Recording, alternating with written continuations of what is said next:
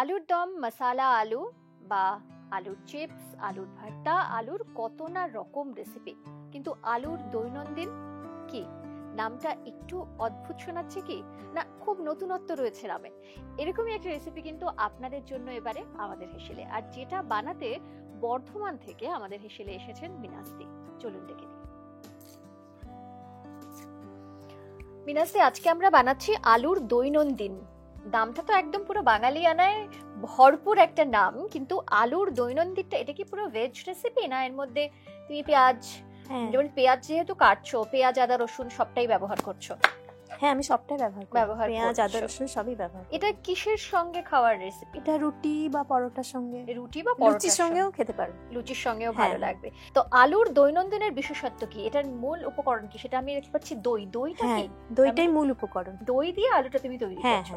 আর যেটা বানাতে যেমনটা বলছিলাম, বর্ধমান থেকে আমাদের হেসেলে এসেছেন মিনাসদি। মিনাসদির একটা বড় নাম রয়েছে, সেটাকে আমি একটু শর্ট করে নিয়ে মিনাসদি বলছি। মিনাসদি, তুমি নামটা বলো একবার তোমার পুরো। আমার পুরো নাম সৈয়দ মিনাজ শাহনাজ রিয়া। রিয়া, তারপরে রিয়া তোমার ডাক নাম। আচ্ছা, আর মিনাজ তোমার ভালো নাম। আর বাকিটা তোমার উপাধি বলো, সব মিলিয়ে একটা লং নেম। আমার উপাধি হচ্ছে সৈয়দ। সৈয়দ, হ্যাঁ। আচ্ছা, এই যে রেসিপিটা তুমি বানাচ্ছো, এটা কি তোমার রেসিপি না অন্য মানে কোনো রেসিপি, এখানে তোমার কিছু নিজস্ব টাচ রয়েছে? আমি একটু নিজস্ব টাচ দিয়েছি। সেটা কি রকম? আমি যেমন ওই হিং ফোড়ন দেব, বড় এলাচটা দেব ফোড়ন, আর শেষ হয়ে গেলে ঘি দেব, ঘি আর কাসুরি মেথি।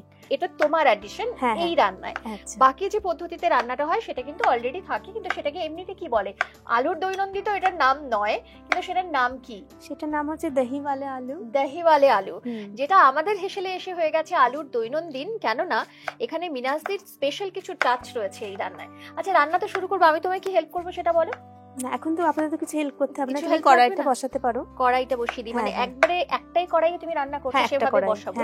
তাহলে একটা বড় কড়াই বসাবো। হ্যাঁ, একটা বড় কড়াই। রান্নাটা কি তেলে করছো, সাদা তেল না আমি সরষের তেলে করব। সরষের তেলে করছো। তুমি একটু তেলটা দেখো, হ্যাঁ কতটা দেব দেখো তো। এই থাক, বাস ঠিক আছে।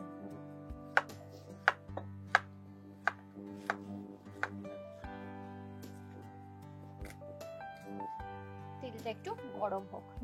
তোমার পেঁয়াজটা। মিনাসদি কি করো? আমি হাউস ওয়াইফ, বাড়িটা সামলাও, তাই তো? হ্যাঁ হ্যাঁ। কে কে রয়েছে তোমার বাড়িতে? বাড়িতে আমার হাজবেন্ড আছে, আমার মা আছে, আমার বোন আছে, আর আমার মেয়ে থাকে জার্মানিতে পড়াশোনা করে। হ্যাঁ, পড়াশোনা করে। বাহ, এবার তেলটা গরম হয়ে গেছে, একটু কমিয়ে দিই। হ্যাঁ, কমিয়ে দাও। আচ্ছা, কি দেবে বলো এর মধ্যে? এর মধ্যে আগে আলুটা ফ্রাই করব, মানে হলুদ বা কিছু দেওয়ার দরকার নেই। নাও।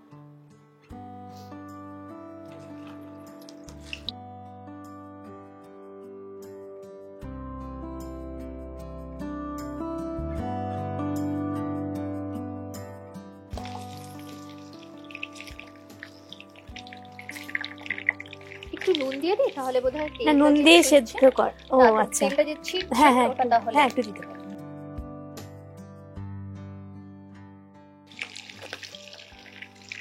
একটু লাল লাল করে ভাজবো। আর এটা হালকা ব্রাউন কিন্তু হয়েছে, আরো ভাজবে এটা? না, আর ভাজবো না, এবার তুলে দেব এটা। নাও, এটাকে তোলো।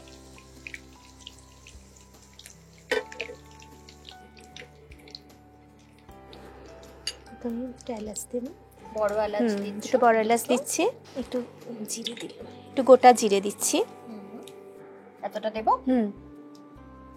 ঠিক আছে। একটা তেজপাতা,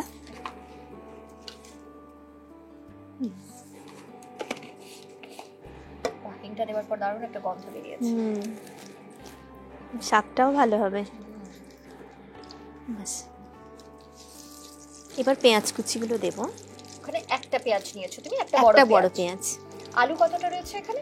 আলু 500 গ্রাম আছে। 500 গ্রাম আলু, একদম ছোট সাইজটা? একদম ছোট সাইজ, একটু বড়।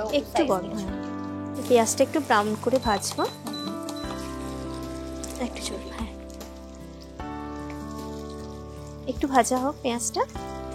আচ্ছা, দইটা কি ফেটাতে হবে? একটু ফেটাতে হবে। কতটা লাগবে তুমি বলো।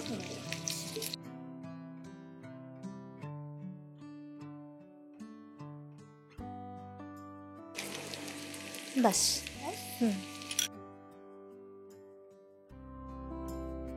এতে তুমি আদা রসুন দুটোই ব্যবহার করছো, তাই? দুটোই ব্যবহার করছি। দেখো আমার মনে হয় এটা হয়েছে। হ্যাঁ হয়েছে, ঠিক আছে। থাক। এরপরে তুমি দেবে আদা রসুন আর 1 চামচ, আর অল্প দেবে, আর একটু দাও। চামচ রাখো এতটা। ব্যাস। হ্যাঁ ঠিক আছে।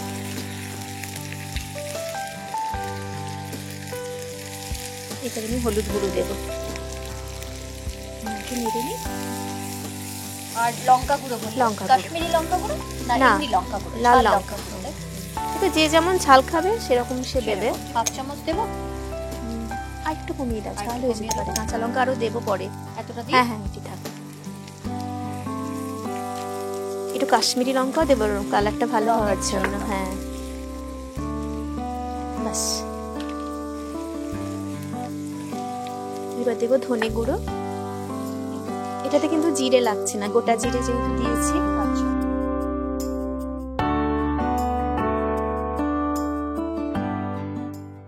একটু নুন দিই। এবারে একটু নুন। এবারে দইটা দিয়ে দিই। এবারে দইটা।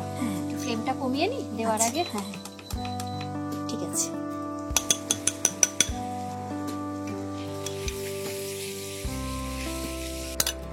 কি সুন্দর যে রং এসছে।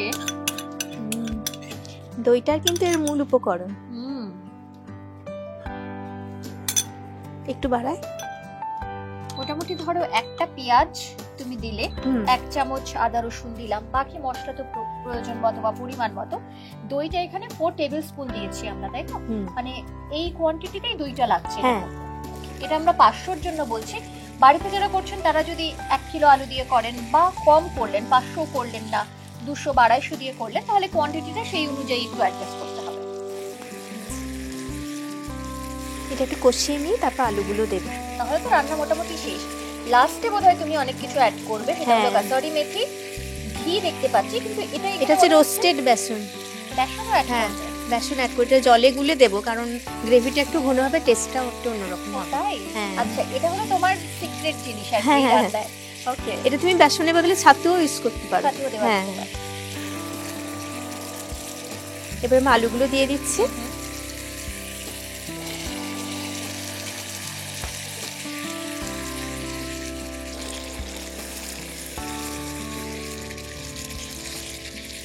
একটু সামান্য জল দেয়, এবারে জল দেবো।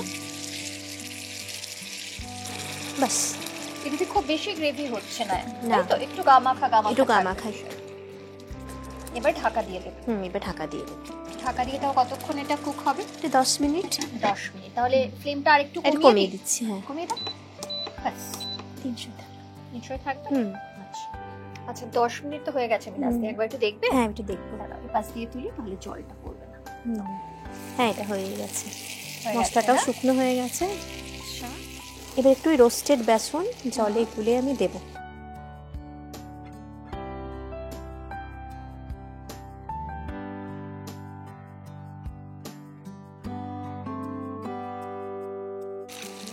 দিয়ে দেবো। দিয়ে দাও।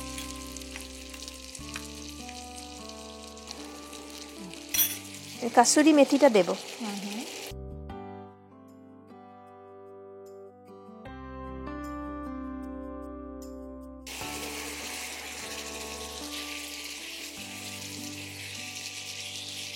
ভালো গন্ধ বেরিয়েছে? খুবই ভালো গন্ধ বেরিয়েছে। আচ্ছা এখন তো মনে হচ্ছে এটা টেস্ট করতে গেলে একটু রুটি বা পরোটা থাকলে খুব ভালো হয় আর কি। আর নামানোর আগে একদম শেষে বোধহয় ঘি দেবে তুমি। হ্যাঁ একটু ঘি দেবো, একটু কাঁচা লঙ্কা একটু স্লিপ করে দিয়ে দিই। এটা হলো ঝাল যে যেমন খাবে। তার যে যেমন খাবে সে যেমন ঝাল দেবে। দিচ্ছি না, আমি দুটোই দিচ্ছি।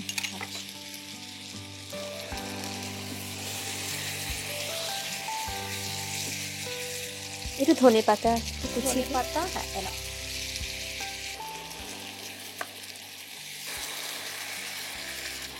আমি একটু একটু অল্প একটু চিনি দেবো, আর একটু জল দেখে বাস বাস। এটা একটু ফুটে যাক। আমার একটু গরম মশলা গুঁড়ো লাগবে। হ্যাঁ দিয়ে দেবো? হ্যাঁ দিয়ে দাও।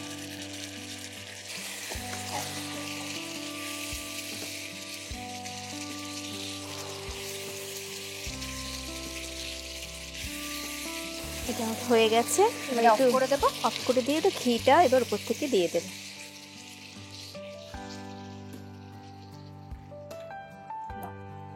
দিয়ে দেবো আচ্ছা তুমি দাও। 1 চামচ। হ্যাঁ 1 চামচ দাও।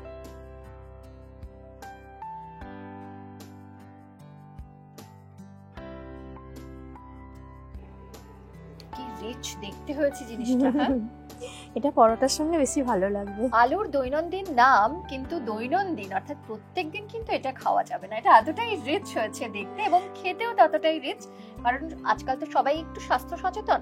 এত তেল মশলার খাবার প্রত্যেকদিন পছন্দ না। করবেন না, কিন্তু বাড়িতে অতিথি এলে সপ্তাহে 1 দিন বা 2 দিন কিছু স্পেশাল খেতে চাইলে আলুর দৈনন্দিন কিন্তু রাখা যেতে পারে, তাই তো?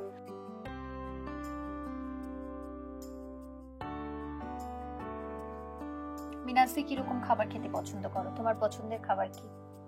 আমার সবকিছু ভালো লাগে, আমার নিজের রান্না নিজে ভালো লাগে না। তো ভালো লাগে না? না।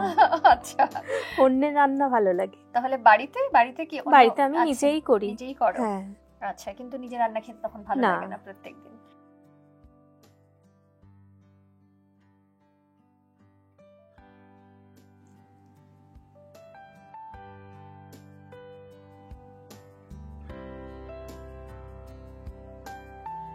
একটাই দেবে কাঁচা লঙ্কা? একটাই দেব।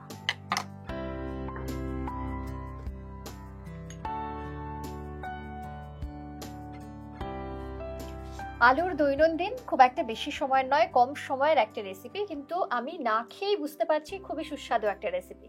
তাহলে দেরি না করে তুমি আর আমি চলো একটু টেস্ট করে নিই। হ্যাঁ, কেমন হয়েছে? তুমি আগে চলো। টেস্ট করো। একসঙ্গে করবো, চলো। আচ্ছা।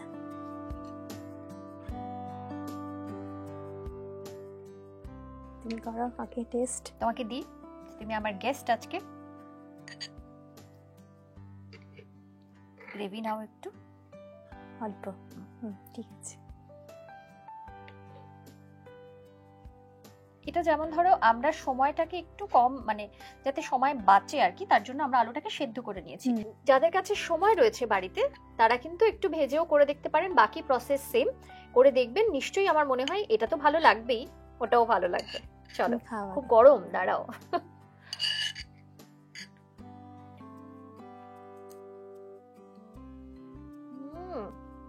অসাধারণ। আমি তো শুধু গ্রেভিটা খেলাম, আলুটা এখনো খাইনি, এতটা গরম তো। খুব ভালো হয়েছে।